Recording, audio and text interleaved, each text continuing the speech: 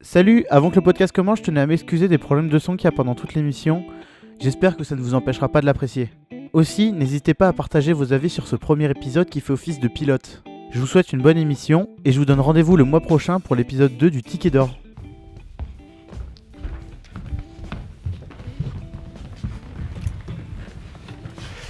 Bonjour et bienvenue dans ce premier épisode du Ticket d'Or.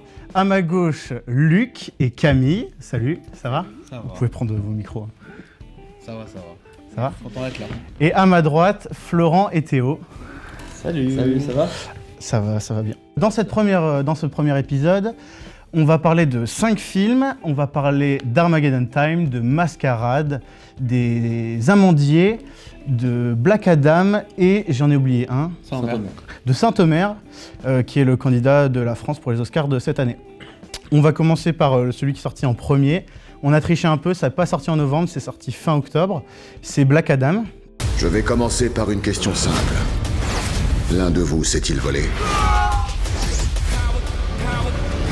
C'est cette noirceur en lui qui lui permet d'accomplir ce que n'accompliront jamais les héros. On a choisi un blockbuster dans cette sélection. Je vais commencer par toi, Luc, je vois que tu as le micro en main. Donc tu as vu le film ? Ouais, j'ai vu. Tu l'as vu quand ? J'ai vu il y a pas longtemps, en fait, je l'ai vu assez tardivement par rapport à la sortie. Ouais. Je dirais il y a une semaine et demie, 2 semaines, pas plus. Ok, d'accord. Et donc du coup, qu'est-ce que tu en as pensé ?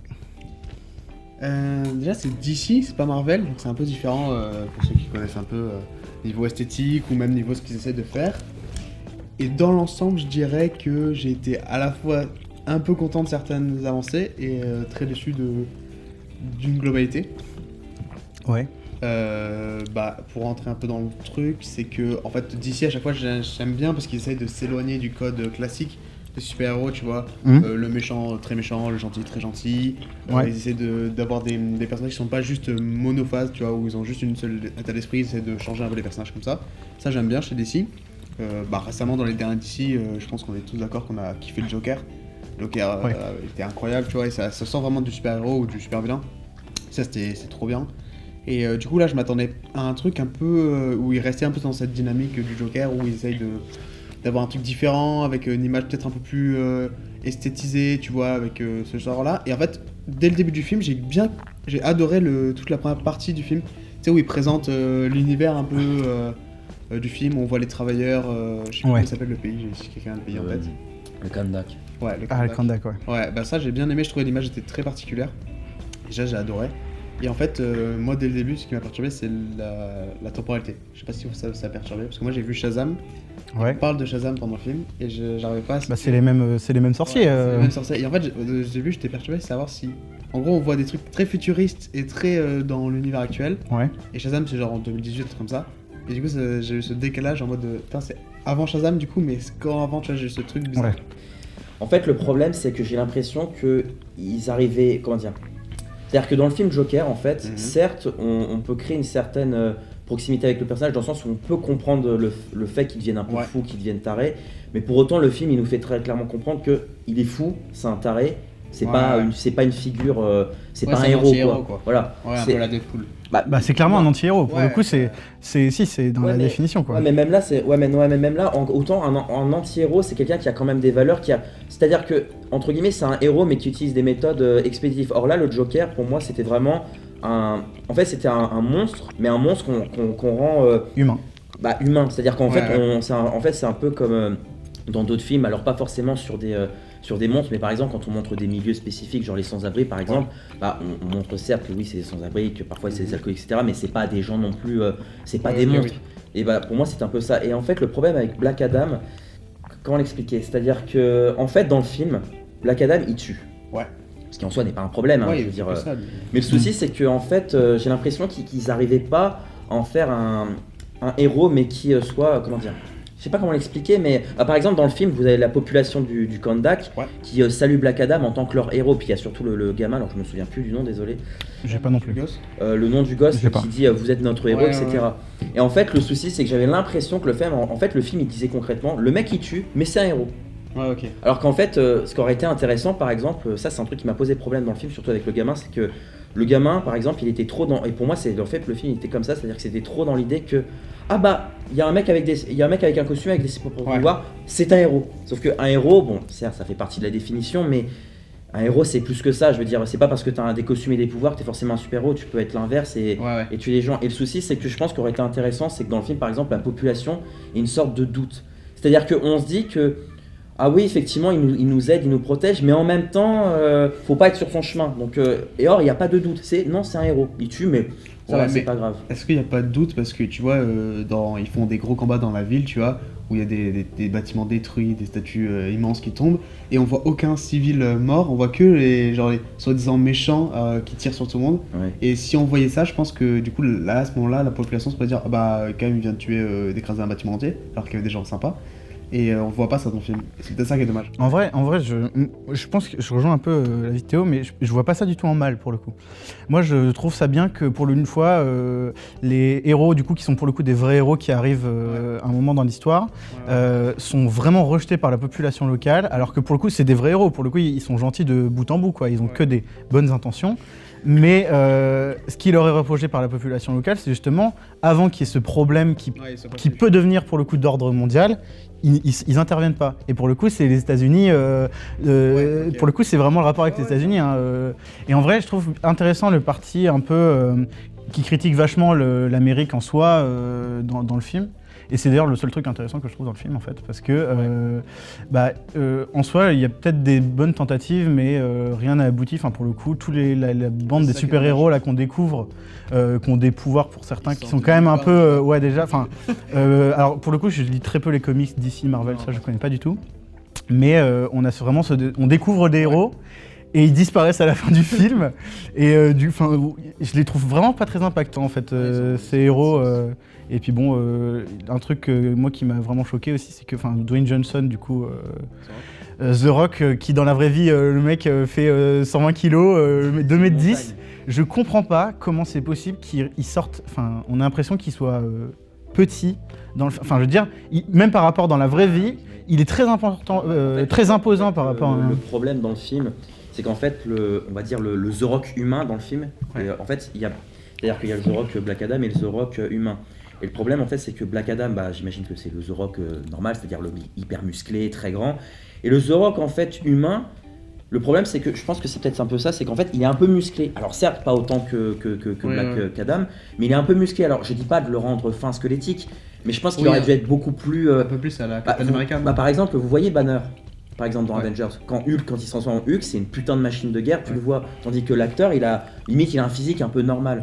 Ouais, mais je pense que après, l'idée, c'est pas de le transformer en monstre non plus. Ouais. L'idée, c'est qu'il reste humain même quand... Non, mais quand je prends cet exemple-là, c'est sur le fait qu'en gros, on n'a pas l'impression de voir une grosse différence, alors que par exemple, bon certes, c'est un peu de la triche parce que Shazam, c'est un gamin, mais il y a beaucoup plus cette différence-là, quoi.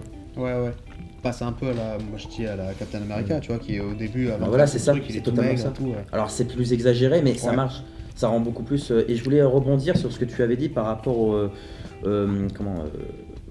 sur le fait que les héros gentils arrivent au camp de Dak et qu'ils sont rejetés. Ouais. Et ça en soi c'est très intéressant et c'est cool, ça d'ailleurs c'est l'une des bonnes idées du film, mais je pense que pour moi ça a été mal géré. Et d'ailleurs en fait je sais pas si vous connaissez le Chef Otaku, c'est un youtubeur manga qui critique aussi un peu des films.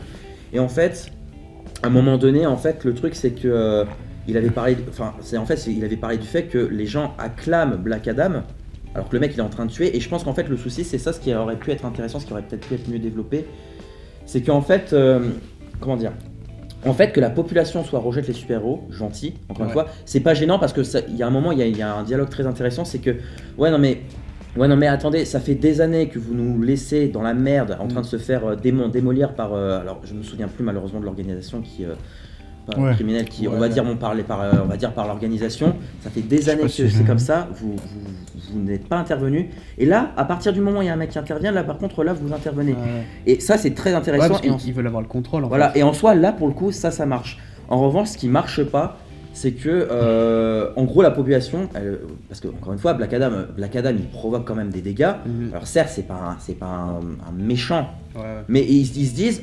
Super, c'est génial, on a notre héros. Alors qu'à la limite, il pourrait dire en fait un truc du style Black Adam, certes, tu nous protèges, mais le problème c'est que pour nous, t'es plus un danger qu'autre chose parce que tu te lâches.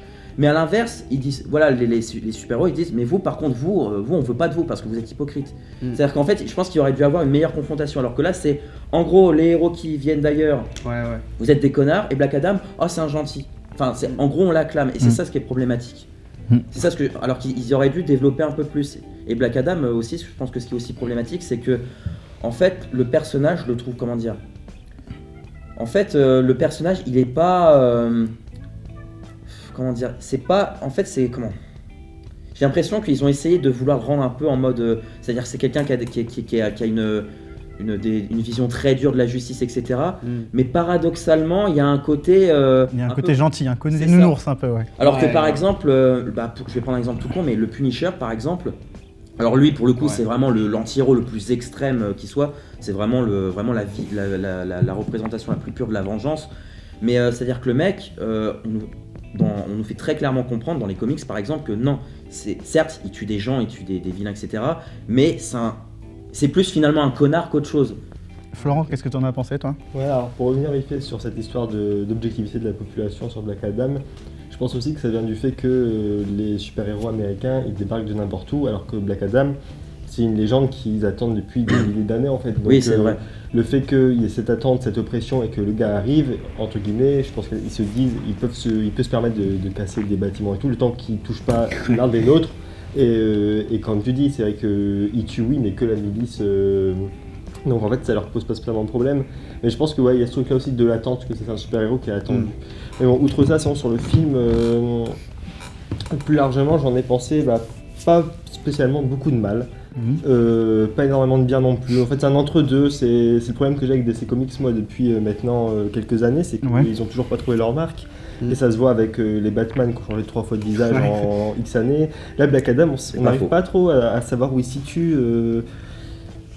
Il se situe ni dans l'univers du Joker, ni dans celui du Batman. Alors, justement, en fait, DC a récemment communiqué, enfin récemment, plus ou moins, sur le. En fait, à un moment, ils étaient partis, quand ils ont commencé toute la série des Justice League, tout ça, ils étaient vraiment partis dans un truc à la Marvel, un Marvel Universe, quoi, enfin un DC Universe. Et en fait, ils se sont rendus compte que quand ils veulent faire des propositions un peu plus de cinéma un peu moins bête et méchant, si vous voyez ce que je veux dire, comme des propositions comme le Joker ou même le dernier Batman, ils peuvent pas l'intégrer dans un univers. Enfin, je veux dire, un Joker de Joaquin Phoenix peut pas être dans le même univers qu'un Black Adam. Donc en fait, ils ont fait, j'ai plus le terme, mais en fait, c'est comme si c'était des univers parallèles. C'est pas dans le même monde en fait. Il le lit pas pour le coup. Au final, sans spoiler la fin du film, il le raccroche quand même à cet univers de base à la fin du film. Ouais, mais après, jamais c'est explicité que dans le Joker de Joaquin Phoenix, par exemple, Superman existe. On voit aucune mention. Pareil dans le dernier Batman. Pareil dans le dernier Batman, aucune mention n'est faite de Superman, de tout ça. Ils sont pour le coup isolés du reste du DC Universe, quoi. C'est dommage, justement, je trouve que Black Adam ne soit pas autant isolé et qu'il cherche à le raccrocher à cet univers qui est un peu pourri, quoi. Les Wonder Woman, l'Aquaman, on en a fait et c'est pas fou. Et surtout que les critiques sont pas bonnes. Les propositions indépendantes sont stylées, vraiment. Les meilleurs trucs que j'ai vus de super-héros des dernières années, ça vient de DC et ça vient de trucs plus indépendants que...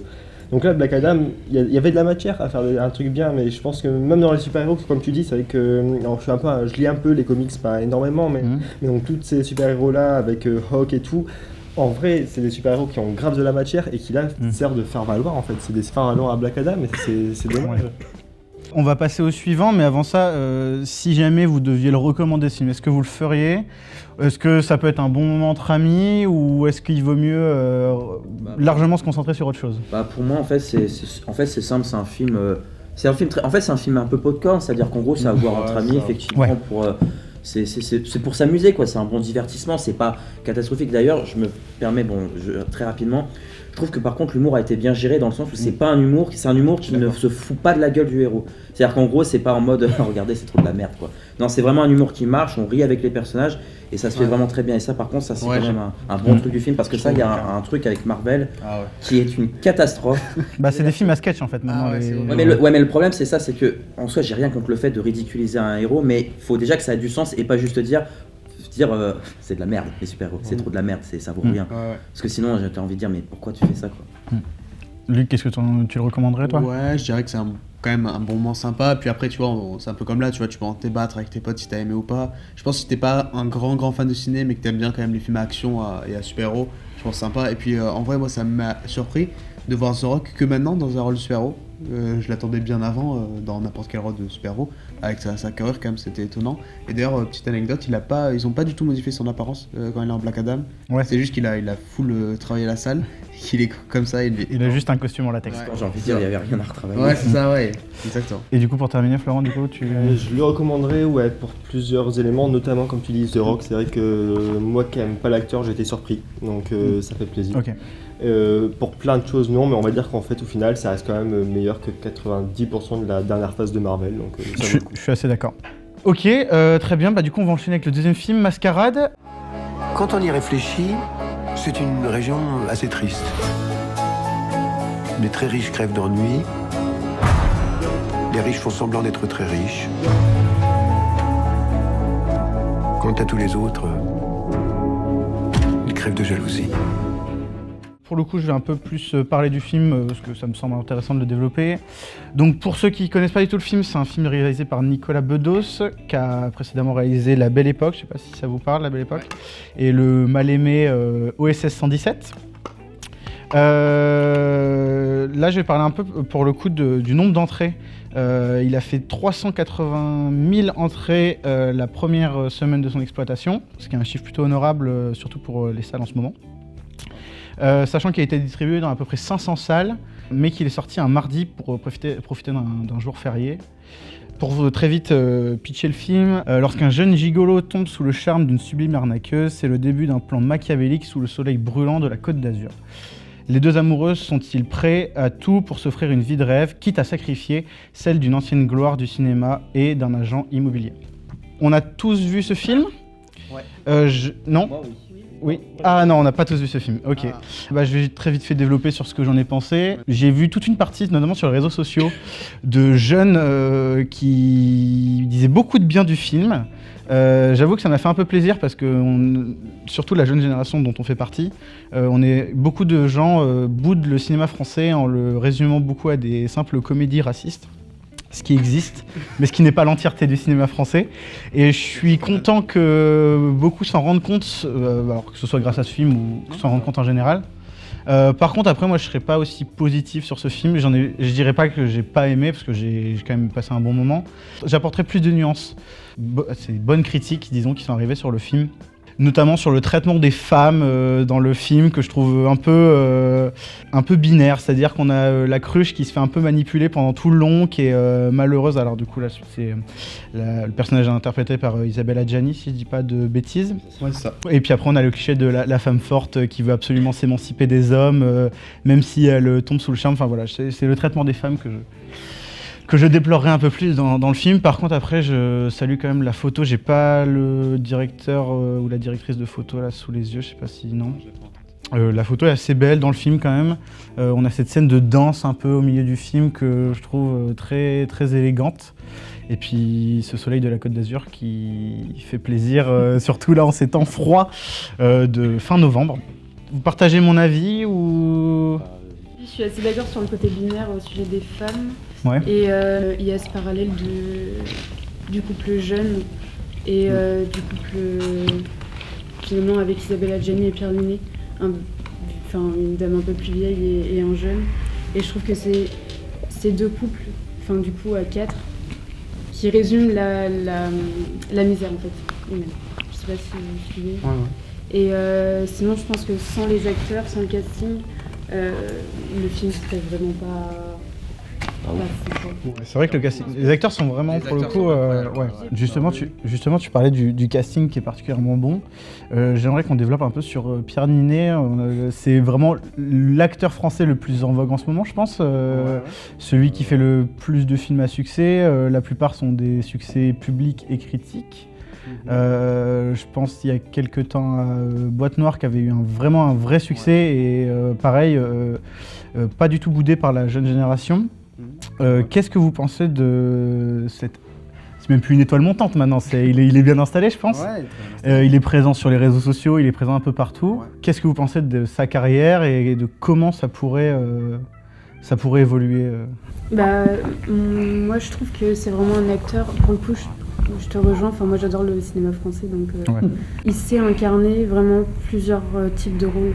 Alors qu'en France, j'ai vraiment l'impression que les gens se cantonnent à un rôle. C'est aussi l'impression que j'ai. Ou à Surtout la sur les télé. acteurs plus âgés. Enfin, je veux dire, non, c'est aujourd'hui, pas- quand on voit, ouais, c'est ça, quand on voit un Gérard Depardieu, par exemple, quand on voit Gérard Depardieu, on a du mal à l'imaginer dans le rôle dans lequel il est. On voit Gérard Depardieu pour le c'est coup. Ouais, alors que du coup, même Pierre Ninet, tu vois, il commence à avoir quand même à être connu, tout le monde voit son visage, et pourtant ça ne me gêne pas de le voir faire en film, tu t'imagines un autre personnage. Est-ce que c'est parce que il a un visage qu'on caractériserait de commun, tu vois, genre tu pourrais voir un peu partout, ou est-ce que c'est son jeu qui est fort? Je pense que ce qui fait c'est une étoile maintenant qui est montante, mais je pense qu'il a fait le truc, c'est qu'il a beaucoup joué avec le côté réseaux sociaux, tu vois, et être actif sur YouTube, tu vois, il a fait des trucs, être actif sur internet, et je pense que du coup les jeunes ont beaucoup plus pu s'identifier à lui. Parce que du coup, on avait, tu sais, les anciens acteurs, on savait pas trop comment ils sont arrivés là. Là, on a pu suivre un peu son parcours. Moi, j'avoue, ça fait pas très longtemps que je vois ces films, ou alors que je le remarque dans les films. Et je pense que c'est à ça que ça a joué aussi, le fait qu'il soit sur Internet, qu'on puisse s'identifier plus à lui, je pense. J'ai l'impression qu'il désacralise un peu l'univers du cinéma. Même si c'est toujours le cas, on a un peu moins cette idée de monde très inaccessible, très fermé, même si effectivement c'est le cas. C'est peut-être aussi cet effet-là qui fait qui ramène des jeunes en salle. Ouais, je pense. C'est cool parce qu'en vrai, des jeunes en salle, on n'en voit pas non plus tout le temps et c'est cool d'en voir. On voit pas beaucoup de gens en salle. On voit pas de gens non plus, c'est vrai. Et je pense aussi qu'il forme un duo aussi avec Gilles Lelouch. Ouais. Et du coup, je pense que c'est deux générations qui se regroupent et c'est ça qui fait que, par exemple, un film comme Mascarade réunit tout le monde. Pierre Ninet aussi.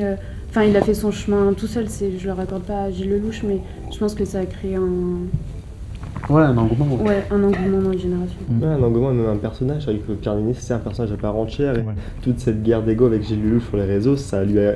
Et bizarrement, il a même été aidé, je trouve, par son personnage de Dr. Joey dans La Flamme. Ouais. Parce que toute la communication autour de La Flamme, c'est en fait la même communication que lui, il utilise personnellement pour ses réseaux. Donc, ça l'a beaucoup aidé aussi à pouvoir se détacher. Et maintenant, en fait, il peut prendre le rôle qu'il veut, comme tu disais. Il fait des ponts entre thriller, entre drame, entre comédie, et il est complet. C'est fou. Ouais.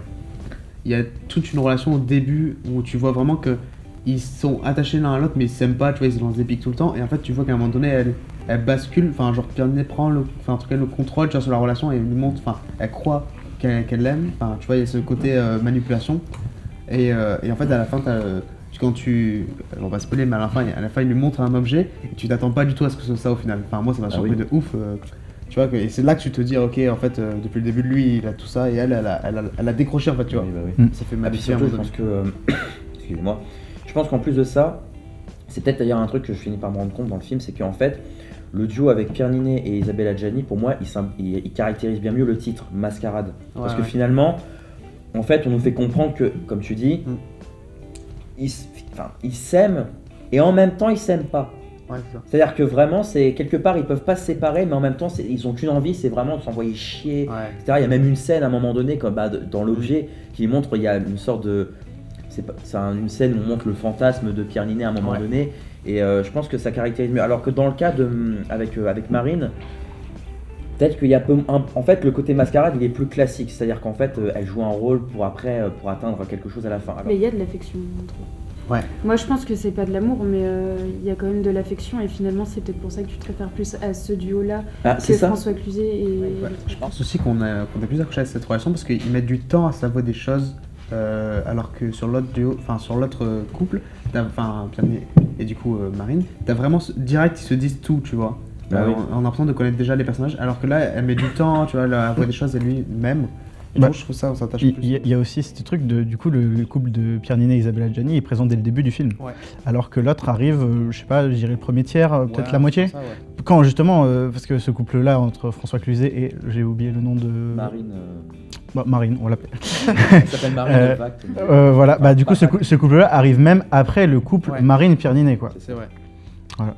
Je pense qu'on va conclure sur ce film. Pour le coup, est-ce que c'est vraiment quelque chose, que vous en tirez quelque chose de positif, ou vous êtes un peu mitigé sur ce film? Moi, à titre personnel, pour revenir à ce que tu avais dit à propos du cinéma français, c'est vrai que c'était vraiment un très bon film, c'était une très très bonne surprise.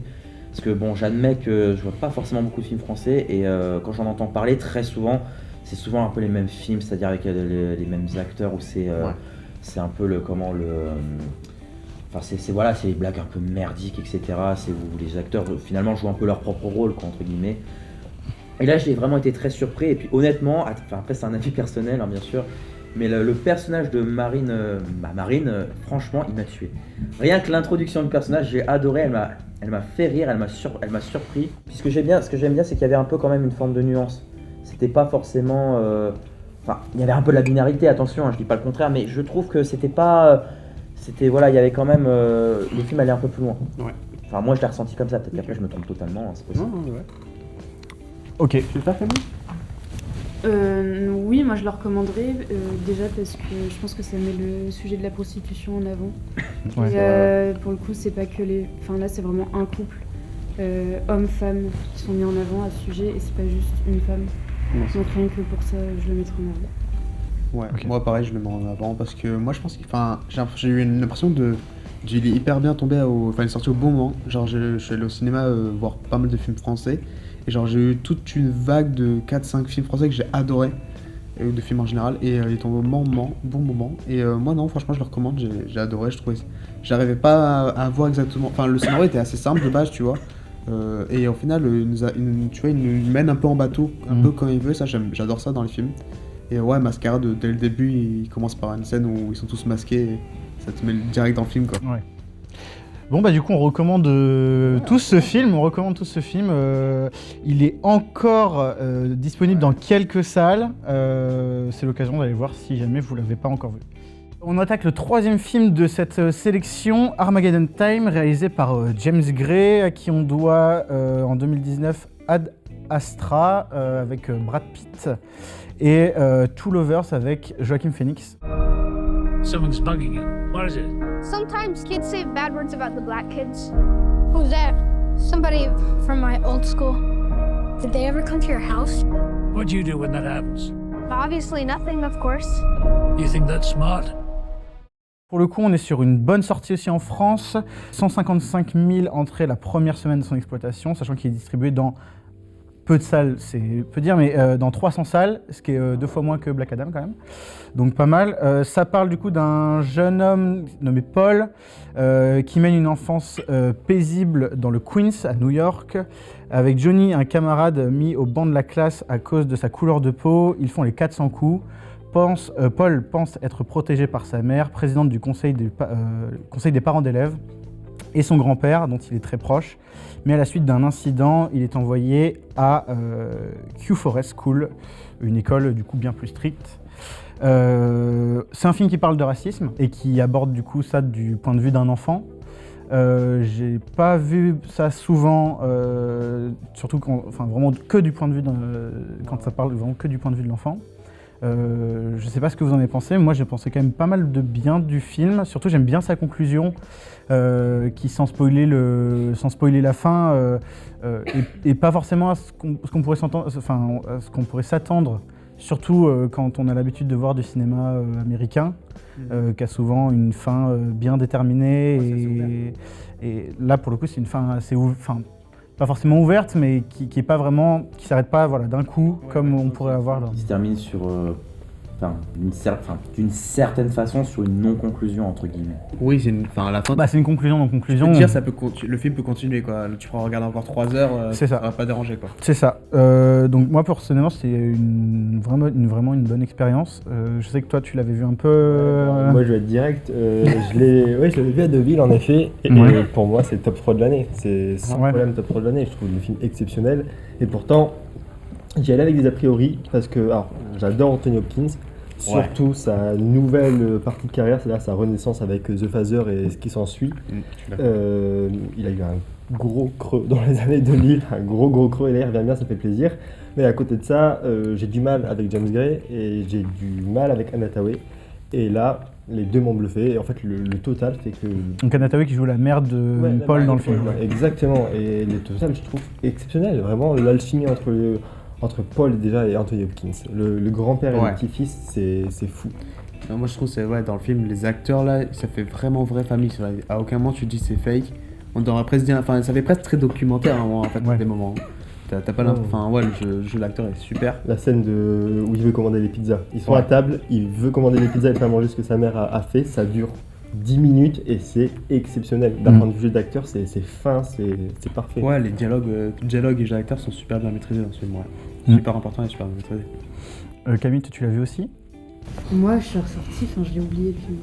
Ok. Il m'a rien procuré. Et vraiment, ça sert à rien que je dise plus, je pense. Il faut encore que ça mûrisse. Bah pourquoi tu... Mais il y a juste la relation entre le grand-père et le petit-fils qui m'a plu. Et aussi le père et son fils. Je pense que c'est plutôt ça qui m'a... Si je devais ressortir quelque chose du film, c'est plutôt cette relation que je trouvais forcément toxique, parce qu'il a son fils quand même, mais en même temps j'avais l'impression d'un sincère amour en fait, entre eux, et du coup ça me mettait limite mal à l'aise d'avoir de l'empathie pour cet homme. Pour un connard. Pour un connard. Qui finalement change un peu quand même de... Le film n'est pas vraiment si le père qui bat son fils, et voilà. Il reprend le rôle du grand-père finalement. Et voilà, c'est plutôt l'aspect humain qui m'a plu. Après le reste, j'ai rien... Moi j'ai quand même une mention spéciale pour la scène de la fusée. Je sais pas, pour le coup, elle est vraiment pas trop expressive, disons. C'est vraiment très subtil, je trouve, même au niveau du jeu d'acteur, tout ça. C'est pas un truc très larmoyant ou quoi. C'est une scène triste forcément, mais en fait elle est triste de par son contexte plus que par la mise en scène d'une certaine façon. Mais voilà, c'est pas... il nous crache pas de la tristesse à la gueule comme ça. En fait, elle est triste de par les éléments qu'on a eu avant par rapport à ce qui se passe sur la scène même. C'est par le fait qu'on sait qu'il va tout seul avec son grand-père, qu'on sait que la famille lui dit d'y aller expressivement. C'est tout ça qui nous fait prendre de l'émotion dans la scène.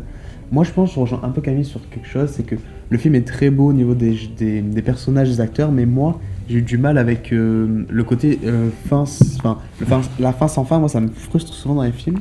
Alors moi, pour le coup, j'ai adoré la fin. Pour le coup, je trouve que c'est le point fort du film. Même. En fait, moi, c'est juste que la fin, j'ai bien aimé au final, mais en fait, tout le long du film, je me demandais où il voulait en venir, tu vois. Genre, je me disais, en fait, au début, je me suis dit, ok, c'est une autobiographie sur Paul qui veut devenir artiste. Mais non, au début, après, je me suis dit, ah, ok, ça part de la relation des deux jeunes. Ok, non. Et en fait, j'ai eu toute cette phase où en fait, j'ai réfléchi pendant le film où il voulait en venir.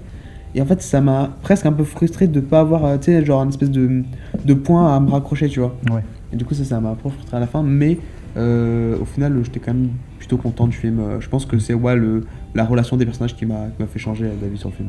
Alors moi, pour le coup, je vais spoiler la fin, donc alerte spoiler, mais cette fin, moi, pour le coup, j'adore, parce que le fait que finalement ce personnage parte et en fait, il peut rien faire. Là, c'est terminé, son ami est sûrement parti en prison, et en fait, moi, c'est ce truc-là que j'ai bien aimé, c'est qu'il dit pas... voilà, tu t'es battu, t'as gagné, t'as réussi ton combat et tout est beau en fait. Ça signifie vraiment, c'est une fin un peu tragique dans le sens où c'est un enfant, comme son grand-père l'a dit, il s'est battu, mais c'est pas juste parce qu'il se bat qu'il va réussir. Et donc du coup, ça reste un enfant qui est impuissant face à tout ce monde et à toute cette situation qu'il peut pas contrôler. J'aime bien d'ailleurs le petit clin d'œil parce que c'est une école, alors qui est une école qui existe vraiment et qui est vraiment administrée par la famille Trump. Le clin d'œil fait plaisir. Ouais, et donc moi je trouve que c'est vraiment ce clin d'œil à l'Amérique un peu conservatrice, tout ça. Je trouvais que ça vraiment sympa. Ce choix d'école en tout cas, c'est vraiment pas mal. Pour conclure sur le film, toujours la même chose. Est-ce que vous... Alors on a été quand même très positif sur le film. Je pense qu'on le recommande globalement. Surtout qu'il est encore disponible toujours dans certaines salles. Il a sa 4e semaine d'exploitation, je crois. Un bon moment, ça dure 2h09. Ouais, un truc comme ça, exactement. Voilà, donc... Juste pour revenir avec le père, c'est-à-dire qu'en gros, il déteste les noirs, il peut pas les blairer, par contre avec les... Non, il est pas comme ça dans le film. Il déteste pas les noirs. Mauvaise influence. Ouais, c'est ça, en fait, c'est plus symptomatique vraiment de la société de l'époque, c'est-à-dire que il est pas ouvertement raciste, même d'ailleurs je crois qu'il y a un truc au début où il dit... je crois que... non mais il est raciste, si tu veux, mais c'est pas un racisme en mode c'est sale noir, tu vois. Il y a un moment d'ailleurs, je crois, il dit un truc comme ça, il dit non, pardon, enfin il se reprend, il modère ses propos, c'est pas aussi binaire que ça, quoi. Moi je trouve justement, en fait, pour moi, le père qui se rend compte dans la voiture du fait quand il rentre du commissariat, c'est vrai qu'il n'en a pas besoin de punir son fils et que son fils est déjà au courant que c'est ça. C'est mal c'est qu'en fait il a déjà eu la leçon, tu vois, en fait.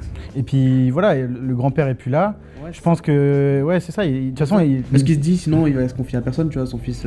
C'est ça, parce qu'en fait la relation avec la mère c'est totalement cassée à la mort du grand-père. Bah c'est ça. Ouais. Le père c'est le seul vecteur de dialogue entre la famille et le fils, donc je pense aussi que c'est comme pour ça qu'il y a. En fait, je pense qu'il y a un changement de. C'est-à-dire qu'au début, c'était très, très centré sur la mère et le père, il était un peu en retrait, je trouvais, et après, ça s'est totalement inversé.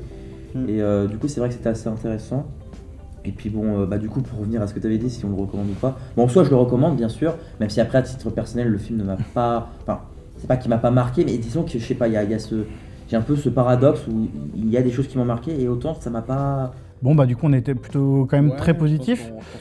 On vous laissera nous dire si le film vous a marqué ou pas.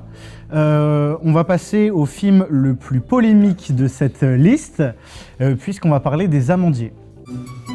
Aujourd'hui vous êtes 40 et à la fin de ce stage vous serez 12. On est tous pris là. Je m'appelle Pierre Roman et je suis le directeur de l'école. Patrice Chéreau est le directeur du théâtre. Vous allez bien? C'est le centre de l'Europe, ce théâtre. Les Amandiers, film du coup qui fait polémique cette semaine en particulier, suite à l'annulation d'une salle, alors je crois que c'est Saint-Denis si je dis pas de bêtises, donc c'est l'exploitant de salle qui refuse de passer ce film. Alors à titre personnel j'ai trouvé le film choquant, mais à ce point-là, c'est une situation qui est quand même assez exceptionnelle. Un film qui est déprogrammé comme ça d'une salle en plein milieu de son exploitation, c'est quand même assez exceptionnel comme situation. Je vais commencer par toi, Florent. Qu'est-ce que tu penses de cette situation? Est-ce que les exploitants de salles, bien qu'ils ont ce pouvoir de déprogrammer des films, est-ce que c'est leur rôle de jouer ce rôle de censure par rapport aux films qui sortent? Je sais pas, alors j'avoue que la situation elle est délicate avec donc là les accusations de viol pour l'acteur. J'avoue que la question se pose. Après, en même temps, les exploitants peuvent choisir de prendre ou pas un film dans leur cinéma. Donc je pars du principe que au vu de la situation, ils peuvent prendre la même décision quand ils ont le film actuellement en salle de le retirer. Je pense que je peux comprendre que la question se pose. J'ai pas d'avis personnel dessus parce que je ne suis pas exploitant et donc je sais pas comment j'aurais réagi.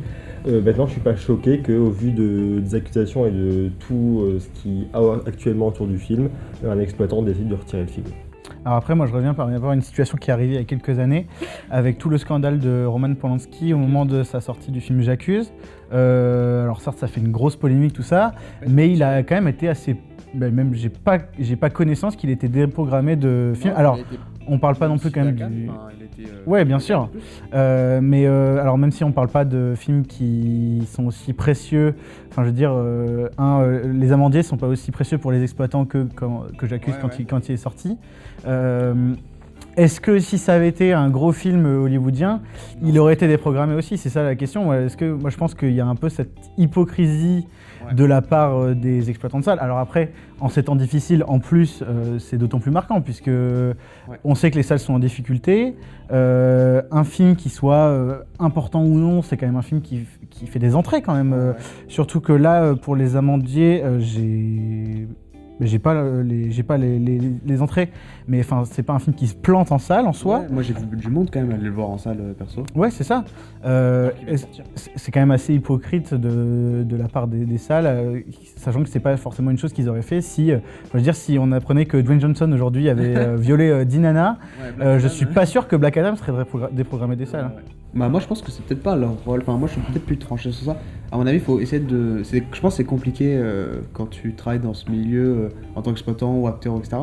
de détacher de ça, mais peut-être que le film et les gens qui font le film, il faut peut-être essayer de le détacher, tu vois, qu'en final le film c'est juste, c'est un jeu, tu vois, c'est devant la caméra et tout ce qui est peut-être derrière, même si des fois ça va être compliqué, il faut essayer de s'en détacher.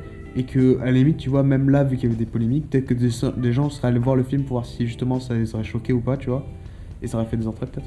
Mais moi je pense pas que c'est un rôle d'un exploitant de l'enlever de son cinéma, parce que dans tous les cas les gens pourraient aller le voir dans d'autres cinémas, Ou alors faut aller le choix faire. Après, c'est leur façon de manifester leur choix, tu vois, avant, tu vois, parce qu'ils voient les films en avant, les exploitants. Ah ouais, mais après, pour le coup, le scandale a éclaté avant les premiers jours d'exploitation. Ouais, moi, j'aurais peut-être pas fait ce choix-là, du coup.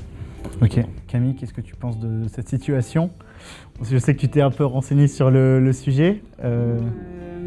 Pour revenir à Polanski, je pense que déjà c'est un réalisateur qui est là depuis des années et c'est un homme réalisateur, alors que là ça concerne pas la réalisatrice, donc c'est déjà pas le pied, elle a pas le même nombre d'années derrière et du coup c'est pas comparable et je pense que l'exploitant a son mot à dire dans le sens où il est dans son cinéma et je pense que c'est une manière de faire passer le message.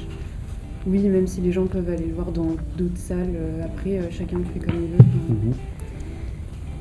Mais il est vrai que, pour moi, il devrait plus être diffusé. Après, moi, je me pose la question quand même, c'est que on entend souvent, et c'est le cas, c'est que le cinéma, c'est une œuvre collective. On sait qu'un film, ça met longtemps à se monter. Je pense que la réalisatrice, ça fait au moins 2-3 ans qu'elle est sur ce projet, minimum. C'est quand même dommage, même si... après, elle pouvait pas savoir, je pense, que son acteur allait commettre des viols, quoi. Ça pénalise aussi toute une équipe. Ça peut même pénaliser le reste de sa carrière, parce que du coup, si jamais le film était déprogrammé de toutes les salles, je parle bien sûr d'un cas extrême, ça ferait que peut-être les producteurs feraient plus confiance à la réalisatrice et ça peut briser des carrières, quoi. Si on conclut. Oui. Et je pense que du coup c'est une œuvre collective, mais il y a aussi une conscience collective, donc c'est-à-dire qu'il s'agit de communiquer et de prendre en compte les paroles des femmes qui ont vécu ces viols et qui les ont subis, et du coup en prenant leurs témoignages et leurs paroles, elles peuvent peut-être aider à communiquer dessus et que tout le monde trouve son compte là-dessus. On est une génération on est assez sensibilisé quand même, et on en parle beaucoup mieux. Donc, on finit donc de parler sur cette polémique, on va quand même recentrer sur le film, parce qu'on n'a parlé que de cette polémique. Donc on suit des étudiants en théâtre qui passent le casting et qui entrent dans l'école, donc dans l'école du théâtre des Amandiers à Nanterre, c'est ça ? Ouais. Donc c'est un récit autobiographique de la réalisatrice. On y voit, donc c'est un film quand même assez déchirant pour le coup, qui a été nominé dans beaucoup de catégories à Cannes cette année.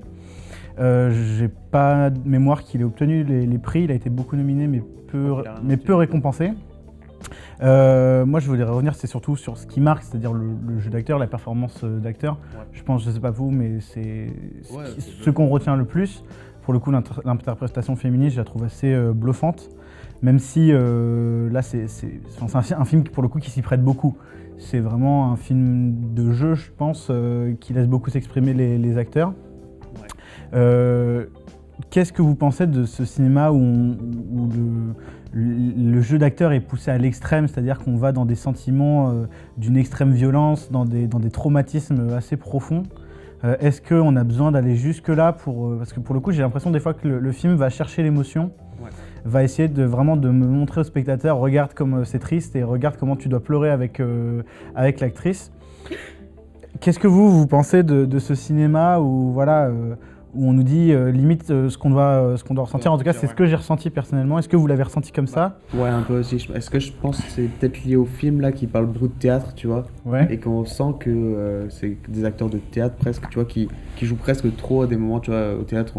On a toujours ce truc de, en fait, c'est pas comme au cinéma où ça fait moins réel, tu dois montrer les émotions au spectateur, tu dis des trucs des fois ou des mises en scène qui peuvent être particuliers.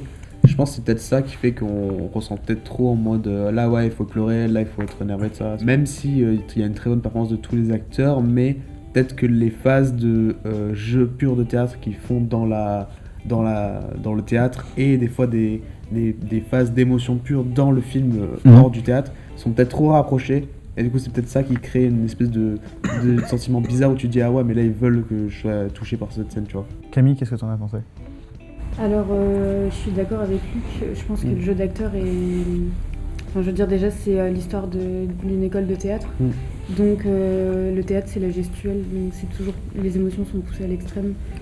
Et surtout dans les gestuels, il y a beaucoup de mouvements. Et voilà. Et je voulais aussi souligner la photo dans le film, parce que moi j'aime beaucoup, je connais pas le nom du directeur. Je l'ai pas non plus, mais on a ce côté très pellicule. En tout cas, j'ai trouvé ça vraiment bien et très réaliste. Par contre, j'ai été assez déçue parce que, comme Luc le disait, je regardais jamais les synopsis avant d'aller au cinéma. Et du coup, moi je pensais qu'on allait plus partir sur l'idée de découvrir vraiment l'école de Patrice Chéreau, dirigé par Patrice Chéreau, qui est quand même un dramaturge hyper reconnu. Et en fait, finalement, j'ai trouvé la première partie du film incroyable. On était vraiment dans l'histoire. On était dans le théâtre. Et moi, je trouve ça toujours assez passionnant d'aller au cinéma et qu'on parle de théâtre. Surtout cette séquence de casting, moi perso, j'ai bien aimé, même. Alors, il montre pas tous les personnages qu'on suivra après. Il montre vraiment les plus importants.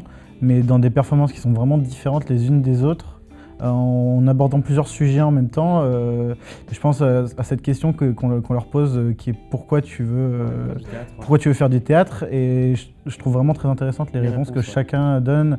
Il y en a c'est beaucoup le cliché qu'on s'imagine, et il y en a d'autres qui sont plus personnels et qui font, même si ça veut vraiment rien dire, qui font vrai pour le coup. Une que j'aime beaucoup, c'est celle qui dit pour parler avec les mots des autres. Assez magnifique. Ouais, mais moi, tu vois, je pensais que le film allait se concentrer vraiment sur ça, sur en fait ce espèce de d'Hunger Games, tu vois, entre les acteurs, tous qui doivent en fait juste être pris dans l'école. Moi, je pensais que ça allait se diriger sur ça. Et en fait, quand tu vois que ça prend vraiment qu'une petite partie du film, t'es presque un peu déçu parce que tu te dis, putain, ils auraient peut-être plus poussé ça aurait été intéressant, je pense. Mais je pense que la manière dont c'était filmé, la manière dont on insistait sur le regard des personnages, etc., sur le silence et tout, il y avait un côté un peu, je sais pas, comme malaisant. Comme si c'était... j'avais ressenti quelque chose d'un peu bizarre. Mais je pense que c'est voulu. C'est pour montrer tout ça. Mais attention, c'est pas un reproche. Hein. Mais justement, je pense que c'est pour ça que dès le début, en fait, on nous fait comprendre qu'il y a quelque chose de malaisant dans le film. Et attention, c'est bien.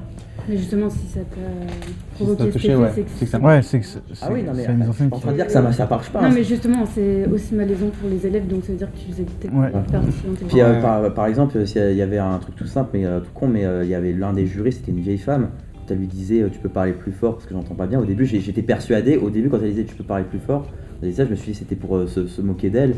Puis après quand elle a dit que c'est parce qu'elle entendait pas bien, bon là ok, j'ai fait con. Florent, du coup, qu'est-ce que toi tu penses de cette question? J'ai pas aimé. Du tout. Allez. du tout. Explique-nous pourquoi. Parce que j'ai pu m'accrocher à rien du tout. On nous présente donc les personnages par le biais des castings, ce qui est très intelligent d'ailleurs, parce que ça nous permet de faire connaissance avec les personnages en même temps que les professeurs donc, de l'école, donc c'est cool. Sauf qu'à côté de ça, toutes les étapes suivantes sont trop vite. Au début, ils en gardent 20, après 12, je crois. Ouais, c'est ça. Ils en gardent 40 au début, non? C'est pas ça? Mais entre deux, tu sais pas qui est resté, qui est parti. T'as pas le temps de... En fait, t'as le temps de rien dans ce film. Et j'ai pu m'accrocher à quasiment que dalle.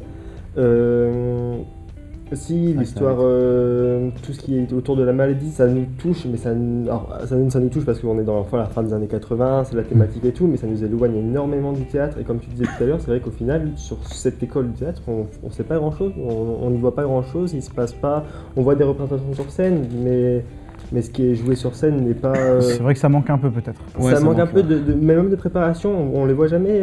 S'il y a une séquence de répétition qui finit d'ailleurs avec de la violence conjugale, donc pareil, il y a des séquences comme ça qui m'ont marqué. Toi, j'arrive à en sortir 2-3 où je me suis dit, ah ouais, là ok, le film m'a accroché. Mais sur le général, ce que je retiens, c'est un film de 2h10, quelque chose comme ça, qui est passé mais comme une fusée, quoi. J'ai rien vu passer et j'ai rien retenu quasiment de ce fait-là. En fait, le théâtre pour moi c'est plus un prétexte pour parler d'autre chose en fait. Ah oui, c'est clairement ça. De toute façon. Pourquoi les appeler des amandiers, tu vois Après, ça reste centré autour du lieu. Mais c'est sûr qu'on suit plus les jeunes, leurs relations entre eux. On a des personnalités, on a une fille lesbienne qu'on découvre, ce genre de truc. Mais c'est tant que justement il est étrange parce que la réalisatrice incarne, donne le rôle de sa personne, parce qu'elle a fait l'école des à l'actrice principale, et finalement ce qu'elle en ressort c'est plus une histoire d'amour. Et le truc bien par contre c'est d'avoir parlé du sida parce que c'était les années sida, mais sinon sur l'école en elle-même il n'y a rien, alors que du coup moi j'avais écouté une interview qui disait mais les gens qui veulent potentiellement être dans cette école et qui ont vu le film retiennent uniquement ce qu'il y a dans le film. Et est-ce que c'est positif? Ça c'est sûr, ça n'est pas forcément une bonne pub. On va conclure parce qu'on va bientôt devoir quitter les lieux. On va juste parler, donc on est assez divisé je pense sur ce film. Je pense que les gens, faut voir le film pour faire son propre avis. On va juste brièvement parler du dernier film le plus récent de cette liste. Vous êtes accusé du meurtre de votre fille Élise, âgée de 15 mois. Savez-vous pourquoi vous avez tué votre fille ? Je ne sais pas. J'espère que ce procès pourra me l'apprendre. Donc Saint-Omer réalisé par Alice Diop, qui est à la base réalisatrice de documentaires. Elle a notamment fait Les Sénégalaises et La Sénégauloise et Vers la tendresse, c'est deux documentaires principaux. Donc ce film part de Rama, une jeune romancière qui assiste au procès de Laurence Colly, procès qui s'est réellement déroulé, donc qui a lieu à la cour d'assises de Saint-Omer. Donc cette femme est accusée d'avoir tué sa fille de 15 mois en l'abandonnant à la marée montante sur une plage du nord de la France. Et donc il y a une phrase qui est célèbre qu'elle a réellement prononcée dans le procès. Quand la juge lui demande pourquoi elle a tué sa fille, elle répond donc « je ne sais pas et j'espère que ce procès va me l'apprendre ». Ça va être tout le film.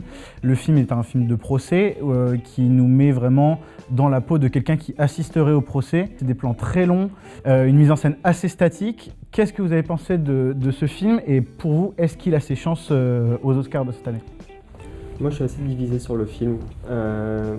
De base, j'aime pas spécialement le travail d'Alice Diop. J'ai pas mal de ses documentaires, notamment le dernier, Nous, que j'ai vraiment pas aimé.